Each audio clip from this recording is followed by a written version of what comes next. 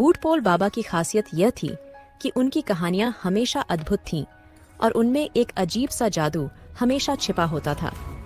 एक बार की बात है जब गांव के एक बच्चे नामक राजू ने बूटपोल बाबा से पूछा, बाबा, आपकी कहानियों में वास्तविकता है या सिर्फ कल्पना? परंतु बूटपोल बाबा ने हंसते हुए कहा, राजू, हर कहानी में थोड़ा सा जादू छिपा होता है, लेकिन सच्चाई भी हमेशा मौजूद होती है।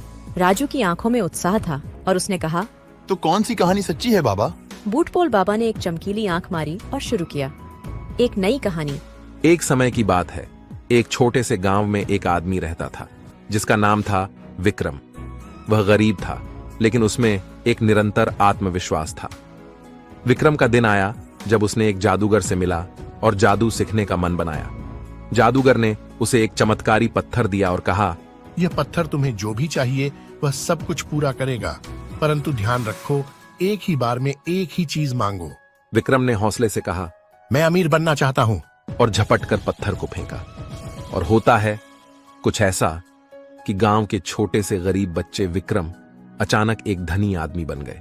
बूटपोल बाबा ने थोड़ी देर के लिए रुका और फिर कहा, लेकिन विक्रम ने समझा कि धन ही सब कुछ है और वह भूल गया कि जीवन में अन्य महत्वपूर्ण चीजें भी होती हैं। राजू ने सोचा, इसका अर्थ है कि हमें सोच समझकर अपनी इच्छाएं मांगनी चाहिए। बूटपोल बाबा ने चुपचाप आगे कहा, जब विक्रम ने अपनी चीजों का उपयोग करके सिर्फ अपनी सुख शांति की चर्चा की, तो एक दिन वह एक अजीब सा सवाल पूछा। राजू का ध्यान बढ़ा। बाबा, कौन सा सवाल था वह? बूटपोल बाबा ने मुस्कुराते हुए कहा, वह पूछना चाहता था कि क्या उसकी धनी जिंदगी से उसकी सच्ची खोज में आगे बढ़ सकती है। राजू की आंखों में आश्चर्य था और उसने कहा, तो फिर क्या हुआ बाबा? बूटपोल बाबा ने कहानी का समापन किया। विक्रम ने समझा कि असली धन सुख शांति ही है और उसने अपना सारा धन गांव के लिए खर्च करने का निर्णय लिया। और इससे गांव में एक नई ऊर्जा का संचार हुआ जिसने सभी को साथ लेकर खुशहाली की ओर बढ़ा दिया। राजू ने मुस्कुराया और कहा, ये सच्ची जिंदगी की कहानी है बाबा।